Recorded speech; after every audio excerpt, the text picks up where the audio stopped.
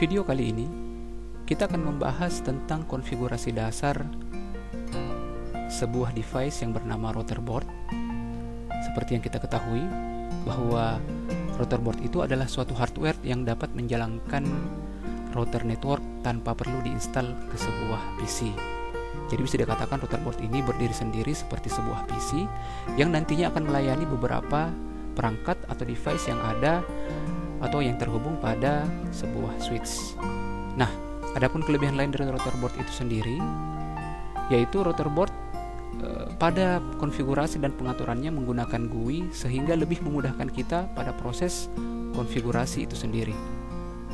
Nah, pada praktik kali ini, seperti yang kita lihat pada topologi, nantinya kita akan melakukan praktik konfigurasi dasar di mana router board nanti ini akan berfungsi untuk menghubungkan jaringan internet dengan jaringan LAN.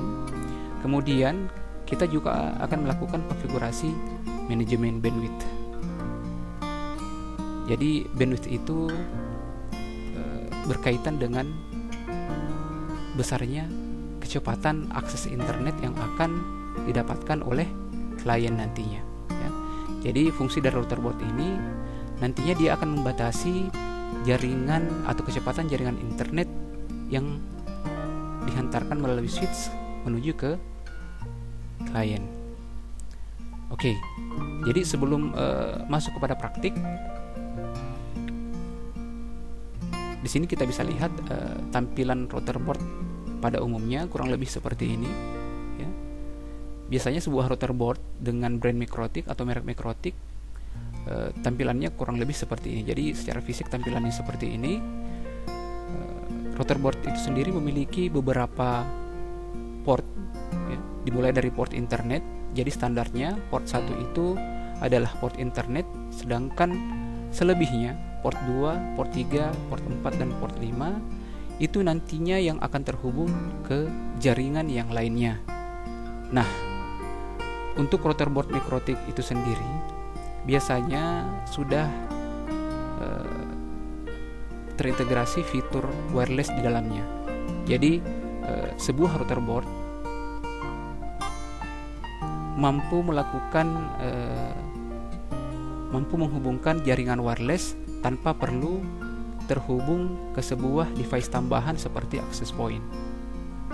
Jadi salah satu kelebihan dari router board yaitu ada sebuah fitur wireless yang sudah terintegrasi di dalamnya. Jadi di luar dari port ini ada sebuah fitur wireless yang sudah terintegrasi di dalam router board itu sendiri.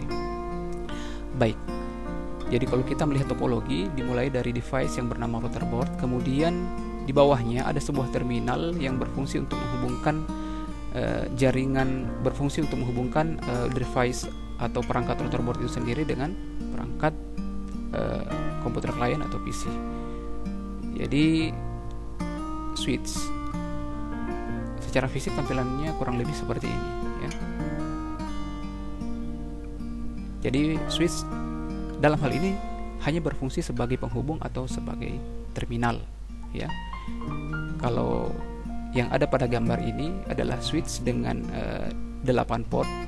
Jadi hanya ada 8 port atau hanya bisa menghubungkan 8 device atau 8 perangkat, walaupun sebenarnya ada switch dengan jumlah port yang lebih banyak atau lebih besar dibanding switch yang ada pada gambar ini. Tapi secara standar minimal sebuah switch itu memiliki 8 port. Jadi ada switch dengan 24 port dan ada switch yang memiliki lebih dari jumlah port yang ada pada gambar ini, ya. Nah, perangkat lain yang kita butuhkan tentu kita membutuhkan sebuah komputer klien, ya. Jadi pada gambar topologi di sini ada komputer klien yang nantinya akan terhubung satu sama lainnya melalui switch itu sendiri, ya. Jadi di sini pada gambar topologi klien yang pertama nantinya akan memiliki IP address 192.168.10.1/24. Kemudian klien yang kedua 192.168.10 2.2/24. Nah, kemudian di samping beberapa device yang terhubung satu sama lain tentu memerlukan media transmisi penghubung antara satu perangkat dengan perangkat yang lainnya. Nah, dalam hal ini kita menggunakan media kabel, ya. Jadi ada dua media transmisi, yaitu media kabel dan media non kabel, dalam hal ini wireless. Tetapi kali ini pada topologi ini kita menggunakan media transmisi kabel. Nah, kali ini kita akan menggunakan kabel UTP untuk menghubungkan antara satu perangkat dengan perangkat yang lain dengan model strike, ya. Kita menggunakan model strike karena kita akan menghubungkan beberapa jenis perangkat yang berbeda satu sama lainnya. Seperti yang kita ketahui, untuk menghubungkan dua atau lebih perangkat yang sama, tentunya kita akan menggunakan kabel dengan mode cross. Oke. Baik. Sekarang kita akan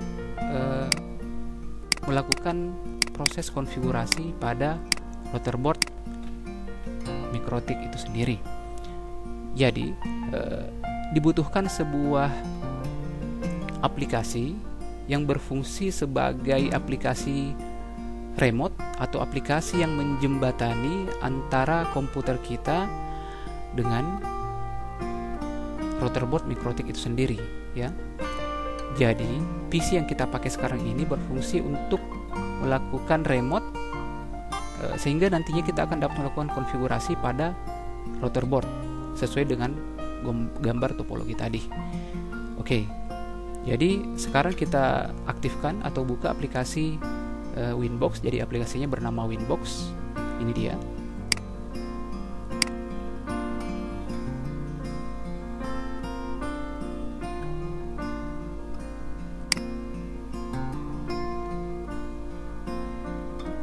Baik.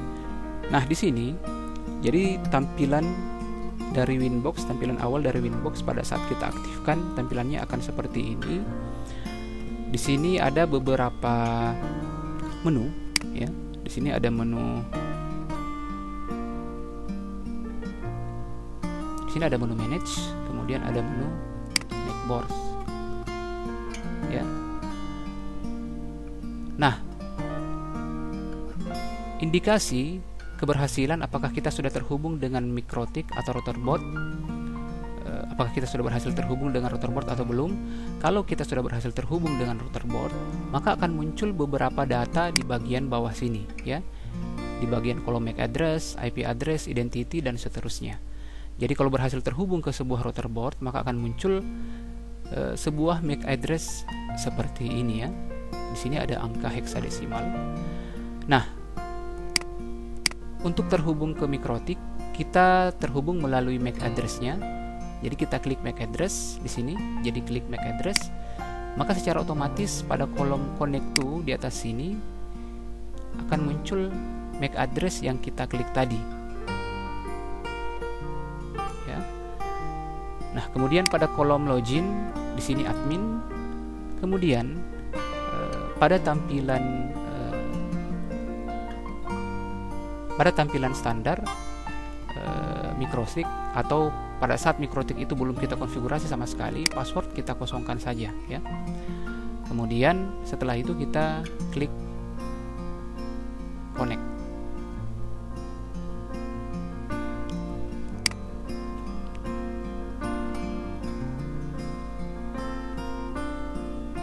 Nah, jadi tampilan GUI dari routerboard Mikrotik itu kurang lebih seperti ini, ya. Di sini ada beberapa menu yang nantinya akan kita gunakan untuk melakukan proses konfigurasi, ya. Proses konfigurasi. Baik. Nah, yang pertama kita klik menu interface seperti ini, ya. Baik.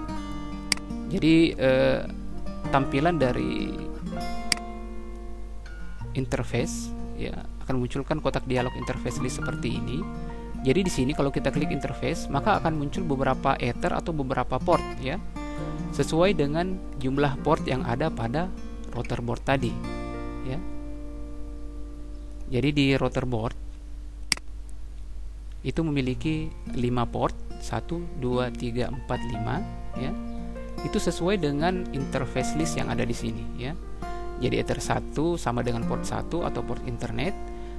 Begitu pula dengan port yang lain atau Ether yang lainnya. Nah, seperti yang saya jelaskan tadi, bahwa sebuah perangkat router board itu sudah tertanam, biasanya sudah tertanam atau terintegrasi sebuah fitur wireless di dalamnya. Nah, di sini ada dua fitur wireless, yaitu WLAN 1 dan WLAN 2 ya. Seperti ini tampilannya, tetapi dia masih berwarna abu-abu karena memang belum diaktifkan ya. Jadi untuk praktik kali ini kita tidak akan menggunakan fitur wireless tersebut.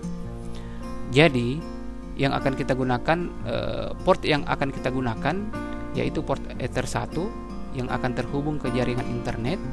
Kemudian port Ether 2, di mana port Ether 2 nantinya akan terhubung ke switch ya. Jadi port Ether 2 nantinya akan terhubung ke switch sesuai dengan gambar topologi. Jadi port Ether 2 atau port 2 ini nanti yang akan terhubung ke sini ya. Sedangkan port Ether 1 itu terhubung ke internet. Ini dia ya. Kemudian Ether 3 atau port 3 itu sendiri itu yang sementara saya gunakan sekarang atau yang terhubung dengan komputer yang saya pakai untuk meremote router board ini ya. Jadi saya menghubungkan komputer yang saya gunakan sekarang ini atau PC yang saya gunakan sekarang ini dengan router board. Saya hubungkan dia ke Ether 3 karena nantinya Ether 2 ini akan terhubung dengan jaringan LAN atau jaringan klien. Sedangkan Ether 1 dia sudah terhubung ke jaringan internet. Nah, untuk memudahkan bisa diubah nama dari interface-nya itu sendiri supaya lebih memudahkan. Misalnya Ether 1 saya ubah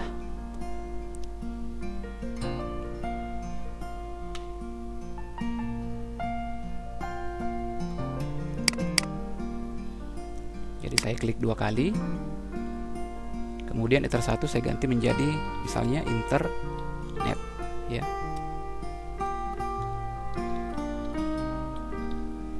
Kemudian saya oke. Berikutnya untuk Ether 2 ini nanti yang akan terhubung ke switch, di mana switch nantinya akan terhubung ke klien. Saya klik 2 kali Ether 2, kemudian saya ganti menjadi LAN ya. Kemudian saya oke. Nah, untuk interface yang Ether 3 ini tidak usah saya ubah karena ini adalah Ether yang saya gunakan hanya untuk melakukan proses remote konfigurasi. Baik. Nah, kita mulai proses konfigurasi router boardnya. Jadi ini saya close dulu. Langkah yang pertama, kita harus memastikan apakah kita sudah mendapatkan atau sudah terhubung ke jaringan internet atau belum ya. Di sini kita akan mengklik menu IP, kemudian pilih DHCP client ya. Jadi DHCP client ini adalah salah satu menu atau fitur yang dapat menghubungkan jaringan perangkat router board kita dapat terhubung secara otomatis ke jaringan internet. Jadi kita klik IP, kemudian pilih DHCP client. Kemudian di sini ada menu add. Jadi di sini ada simbol tanda tambah atau simbol add, tanda plus. Kita klik. Kemudian interface-nya itu kita arahkan ke internet ya. Jadi tadinya internet ini adalah Ether 1, tapi karena kita sudah tadinya kita ubah dari Ether 1 menjadi internet, maka yang muncul di sini adalah internet. Jadi silahkan pilih internet, kemudian pilih apply. Oke. Baik. Kalau kita berhasil terhubung dengan jaringan internet, maka akan ada beberapa informasi yang muncul di sini ya. Dan pada status itu akan muncul status bound ya. Biasanya kalau dia tidak belum terhubung ke jaringan internet, di sini akan tertulis search atau mencari.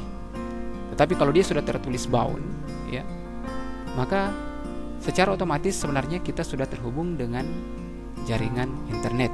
Nah, kita dapat melakukan pengujian langsung pada router board.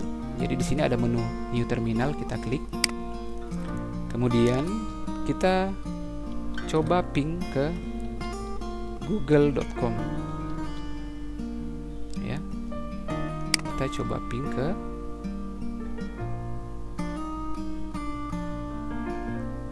google.com.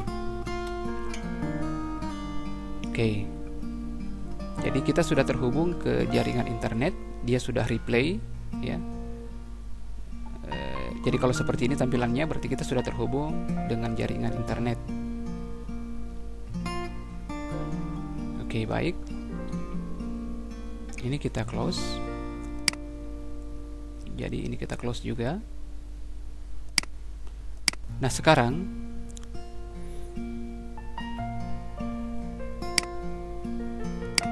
kita masuk pada pengaturan DNS, ya. Kita masuk pada pengaturan DNS.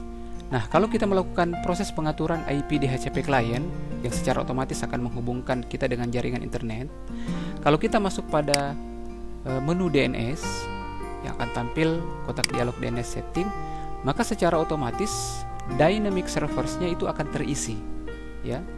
Dynamic servers-nya itu akan terisi dengan sumber atau IP address sumber internet kita. Nah, dalam hal ini sumber internet saya atau sumber internet jaringan internet yang saya dapatkan itu 4.1, sedangkan IP internet yang saya dapatkan itu adalah 192.168.4.251, ya. Jadi Ether 1 pada router board itu mendapatkan IP 192.168.4.251, di mana sumber internetnya itu memiliki IP address 4.1. Oke. Nah, pada kolom server di sini kita bisa tambahkan DNS Google yang nantinya akan mengarahkan kita kepada jaringan internet. Kita tambahkan di sini 8.8.8.8. Ya. Kemudian jangan lupa centang allow remote request.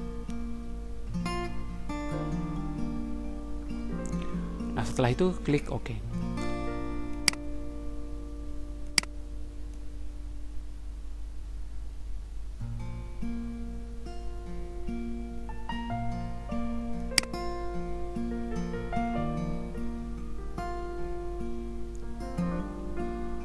Oke, baik. Berikutnya kita akan melakukan seperti yang saya katakan tadi pada penjelasan di awal, kita akan melakukan konfigurasi dasar bagaimana menghubungkan jaringan internet dengan jaringan LAN melalui perangkat router board yang kita konfigurasi sekarang ini. Kemudian akan ada konfigurasi lain yang akan kita lakukan atau kita praktikkan, yaitu melakukan konfigurasi manajemen bandwidth, ya. Jadi nantinya klien akan mendapatkan bandwidth atau kecepatan internet yang telah kita atur pada router board yang akan kita konfigurasi.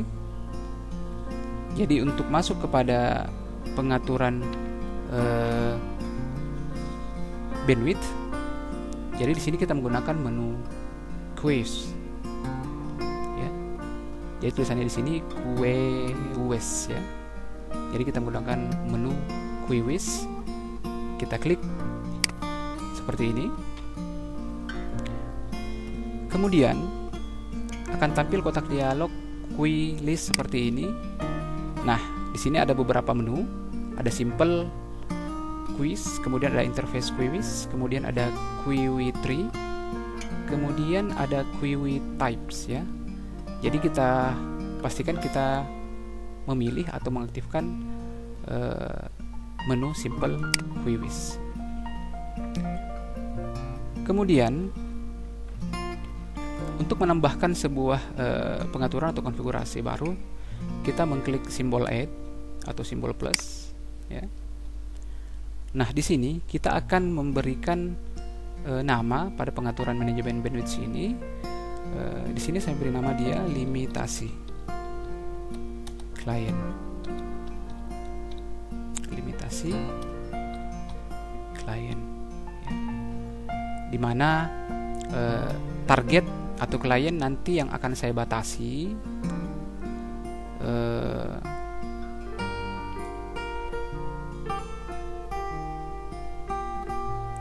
yaitu 192 168 10.2 seperti ini. Kemudian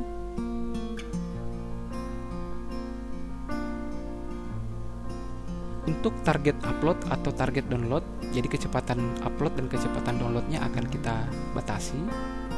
Misalnya di sini kita batasi dia menjadi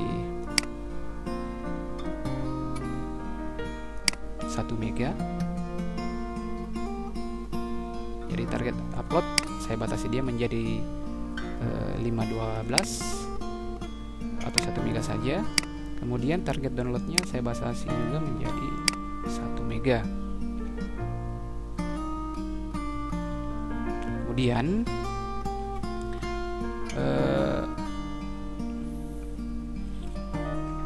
klik apply. Oke. Jadi kita sudah melakukan sebuah konfigurasi yang nantinya akan melakukan batas atau memblok kecepatan dari sebuah IP address tertentu, dalam hal ini 10.2, ya. Dalam hal ini 10.2. Oke. Jadi sebenarnya ada konfigurasi yang harus kita lakukan terlebih dahulu sebelum melakukan konfigurasi limitasi bandwidth, ya, atau manajemen bandwidth ini, yaitu kita belum memberikan IP address untuk Ether 2, di mana Ether 2 nanti ini yang nantinya akan terhubung ke switch atau terhubung ke klien. Jadi kita masuk pada IP, kemudian addresses, ya. Jadi kita belum memberi IP address untuk Ether 2, di mana nantinya Ether 2 ini akan terhubung ke switch. Jadi untuk IP address internet ini sudah ada, ya. Ini dia. Jadi IP address internet atau IP atau port 1 ini sudah mendapatkan IP secara otomatis melalui pengaturan IP DHCP client tadi.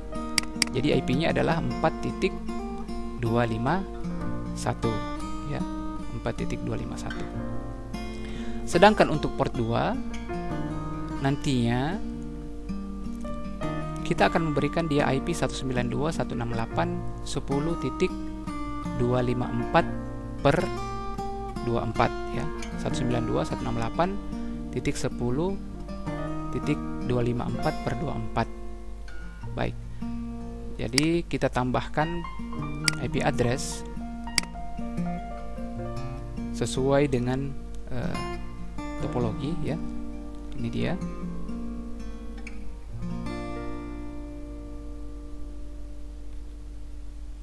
Satu 192.168.10.254/24. Kemudian interface-nya kita ganti menjadi Ether 2 atau LAN, ya. Nah, kemudian kita klik apply, maka secara otomatis di sini akan muncul network 192.168.10.0, ya. Kemudian kita oke. Jadi kita sudah membuat atau memberi IP address pada port LAN atau Ether 2. Jadi sudah ada 2 IP address yang kita buat, yang satu untuk internet yang terisi secara otomatis dari pengaturan IP DHCP client tadi. Kemudian port kedua kita buat IP address-nya menjadi 192.168.10.254. Nah, berikutnya kita akan melakukan konfigurasi firewall NAT, ya, dimana fungsi dari konfigurasi firewall NAT ini berfungsi untuk menghubungkan jaringan internet yang terhubung ke mikrotik, ya, yang terhubung ke router board. Kita akan membuat konfigurasi jaringan firewall NAT yang nantinya konfigurasi tersebut akan meneruskan paket internet ke klien. Jadi sekarang paket internet hanya sebatas pada router board saja. Jadi dia masih tertahan di sini. Jadi jaringan internet sekarang belum sampai pada klien, ya. Nah, kita membutuhkan sebuah konfigurasi yang bernama firewall NAT yang nantinya akan berfungsi untuk meneruskan paket internet ke jaringan LAN atau kepada klien, ya. Jadi ini saya close dulu. Jadi kita masuk pada pengaturan IP, kemudian firewall. Jadi akan muncul kotak dialog firewall seperti ini. Di sini ada beberapa menu. Ada menu filter rules, ada menu NAT, mingle, service port, dan seterusnya. Nah, sekarang kita pilih menu NAT. Ini dia, ya. Kita pilih menu NAT. Kemudian klik simbol add atau simbol plus. Akan muncul kotak dialog new NAT rule. Kemudian pilih menu general pada bagian atas. Ini dia, ya. Pilih menu general pada bagian atas. Kemudian pada kolom chain pilih source NAT seperti ini. Jadi di sini ada source NAT, ada SRC NAT, ada juga DST NAT, ya. SRC itu berasal kata dari source, kemudian DST berasal kata dari atau singkatan dari destination, ya, atau tujuan. Source itu sumber. Jadi sumber internet atau sumber NAT. Jadi chain, pada kolom chain pilih SRC NAT. Kemudian pada kolom out interface pilih Ether 1 atau internet. Karena tadi kita sudah ubah dari Ether 1 menjadi internet, maka Ether 1 tidak akan muncul lagi di sini, ya. Yang akan muncul hanya internet. Jadi kita pilih internet, ya, atau Ether 1. Kemudian kita kembali pada menu bagian atas. Di sini kita pilih action. Jadi pilih menu action seperti ini, ya. Nah, pada kolom action pilih masquerade, ya. Jadi untuk aksi atau actionnya pilih masquerade untuk meneruskan paket data internet tersebut. Jadi setelah selesai kita klik OK, ya. Kemudian kita klik close.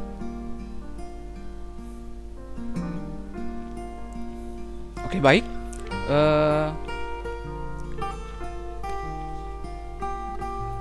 Pengaturan atau konfigurasi jaringan dasar dari router board mikrotik itu kurang lebih seperti yang kita lakukan barusan, ya.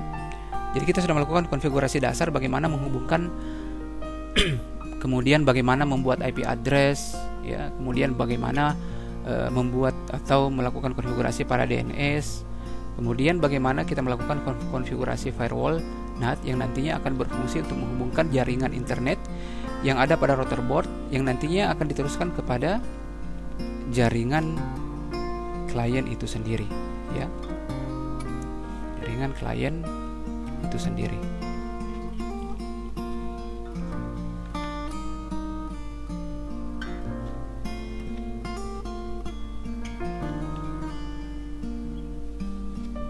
Kemudian berikutnya kita akan coba melakukan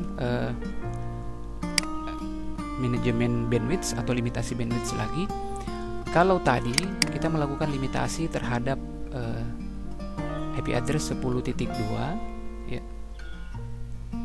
Nah, berikutnya kita akan melakukan limitasi kepada klien yang satunya. Jadi dalam praktik ini, walaupun di topologinya di sini menggunakan 3 klien atau 3 PC, tetapi dalam praktiknya di sini saya hanya menggunakan 2 PC. Jadi saya akan mencoba melakukan proses limitasi bandwidth terhadap 2 klien. Jadi saya tambahkan lagi. Oke. Ini saya kasih nama atau saya beri nama limitasi klien 1 ya. Kemudian yang berikutnya saya tambahkan lagi ya, saya tambahkan lagi di sini saya beri nama dia limitasi klien 2. Kemudian target address-nya ya. Target address-nya itu 192.168.10.3 ya. Jadi target address-nya 192.168.10.3. Kemudian untuk maksimal limit untuk upload di sini saya beri dia 512 ya.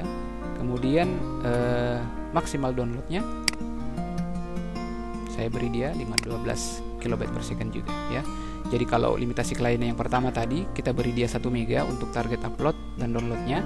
Nah, untuk limitasi klien 2 saya beri dia kecepatan 512 KB per second ya. Kemudian saya oke.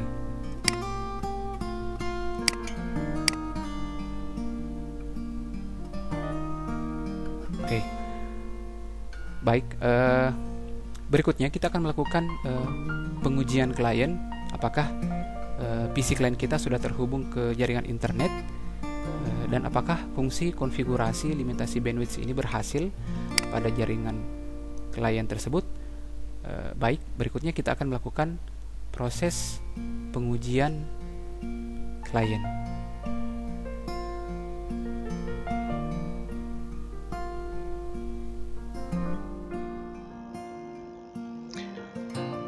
Oke, baik, sekarang kita sudah berada pada PC klien atau komputer klien. Jadi sebelumnya kita sudah melakukan konfigurasi router board dimulai dari konfigurasi dasar sampai konfigurasi manajemen bandwidth ya. Jadi tadi ada beberapa konfigurasi yang sudah kita lakukan, termasuk konfigurasi IP address atau memberi IP address kepada beberapa port ya. Dalam hal ini Ether 1 yaitu internet, kemudian Ether 2 yaitu port LAN ya. Nah, pada port LAN tadi atau Ether 2 kita sudah memberi IP address 192.168.10.254/24. Berarti klien nantinya yang akan terhubung melalui switch ke port LAN atau port 2 tersebut harus satu segmen dengan IP address pada router board tersebut. Kalau menurut topologi yang sudah kita lihat tadi, di situ sudah ada IP address yang dibuat untuk 3 klien yang ada di situ. Tetapi karena pada praktik kali ini kita hanya menggunakan 2 klien, jadi kita akan menggunakan IP address 10.2 dan 10.3 saja ya. Jadi untuk PC klien di sini terlebih dahulu saya akan melakukan atau mengatur IP address secara manual ya. Jadi di sini pada taskbar ada icon LAN seperti ini, icon LAN seperti ini ya. Kemudian saya klik kanan dan pilih Open Network Internet Setting. Nah, berikutnya pilih menu Ethernet. Kemudian pilih menu Change Adapter Options. Nah, di sini ada beberapa tampilan atau icon user interface. Ya, ada VirtualBox, Wi-Fi, Ethernet, Bluetooth. Karena kita menggunakan media transmisi jaringan LAN, jadi tentunya kita terhubung melalui port Ethernet dari klien ini sendiri ya.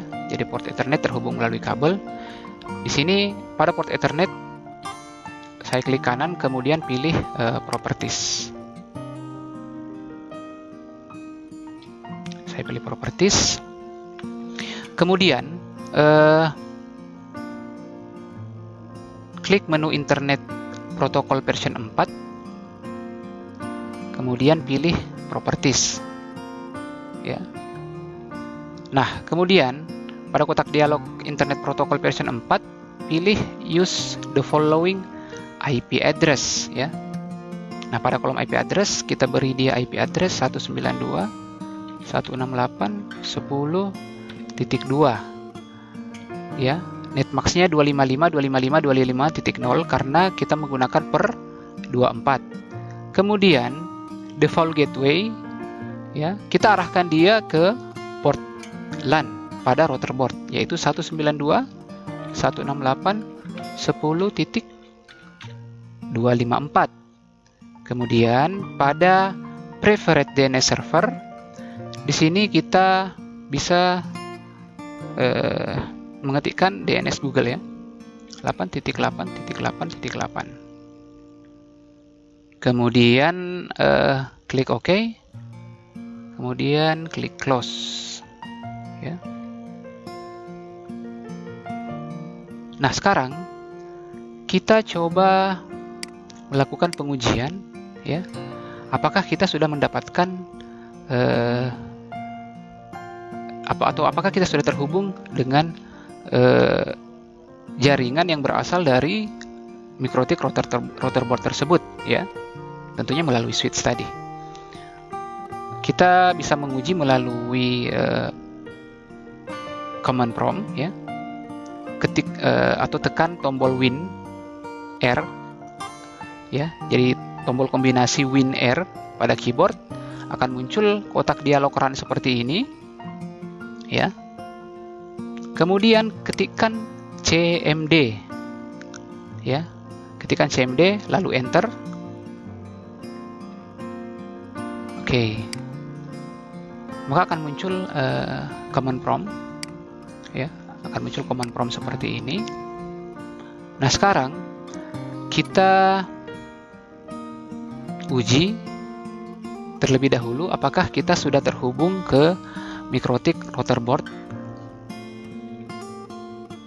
dengan mengetikkan perintah ping 192.168.10.254, ya, ping 192.168.10.254. Kemudian kita enter. Oke. Jadi kalau berhasil akan muncul replay, ya, replay seperti ini. Jadi kita sudah berhasil terhubung dengan router board. Nah, selanjutnya kita akan coba melakukan pengujian apakah jaringan internet yang ada pada router board tadi sudah diteruskan sehingga PC client yang kita gunakan sekarang ini sudah mendapatkan jaringan internet atau belum, ya. Kita bisa uji dengan melakukan ping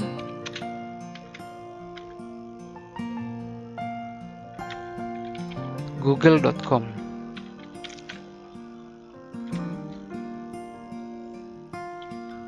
Kemudian enter.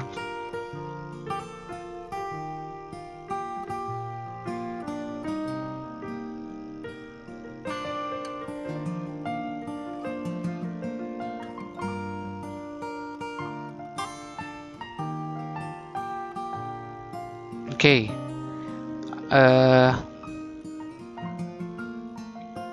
Di sini muncul replay from 172.sekian berarti kita sudah terhubung. Walaupun muncul request timeout, ya, artinya tidak seperti pada waktu kita melakukan ping ke 10.254. Kenapa?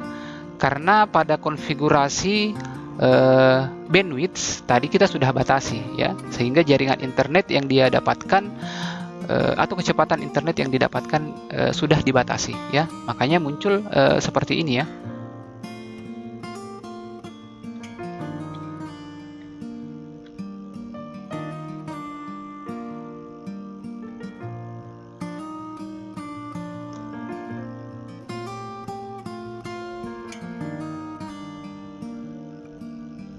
Oke, baik.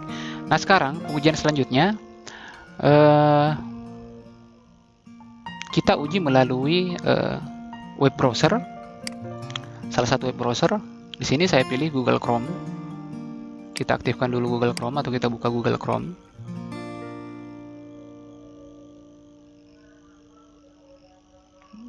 Jadi kita buka Google Chrome. Kemudian kita ingin uji kecepatan dari komputer klien kita, ya. Jadi kita buka salah satu situs yang biasanya dipakai untuk melakukan proses speed test atau uji kecepatan. Jadi pada kolom search kita ketik speed test seperti ini, ya. Kita ketik speed test kemudian enter.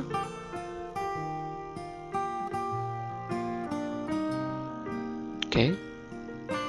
Nah, di sini ada beberapa website yang menawarkan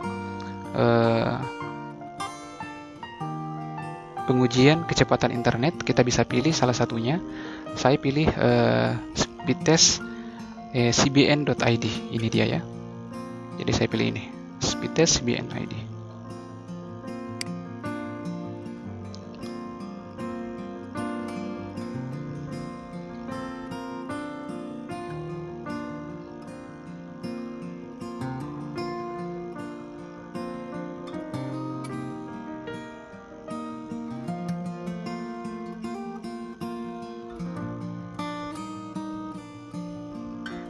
Jadi karena sudah dibatasi, maka proses pada PC klien ini menjadi sedikit lambat, ya, karena kita sudah batasi tadinya.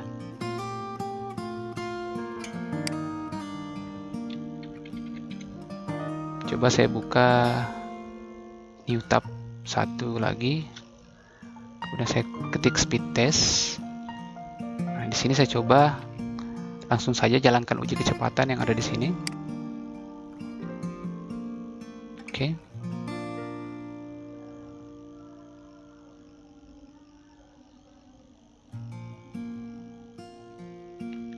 Nah, coba kalau dilihat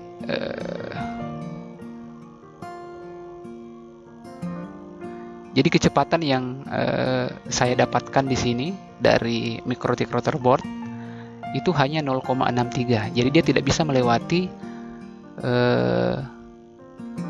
bisa melewati kecepatan 1 mega, ya, karena tadinya saya sudah batasi, ya. Karena tadinya saya sudah batasi. Oke. Kemudian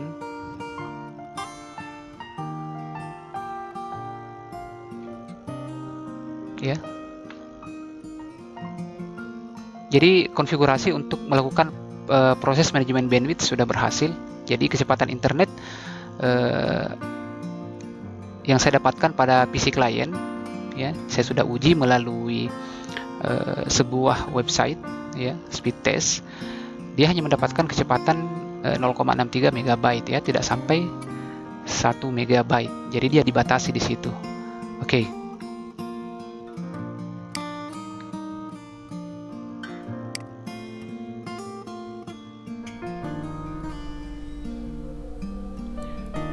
Nah, sekarang kita kembali pada router board atau kepada PC yang melakukan proses remote router board itu sendiri.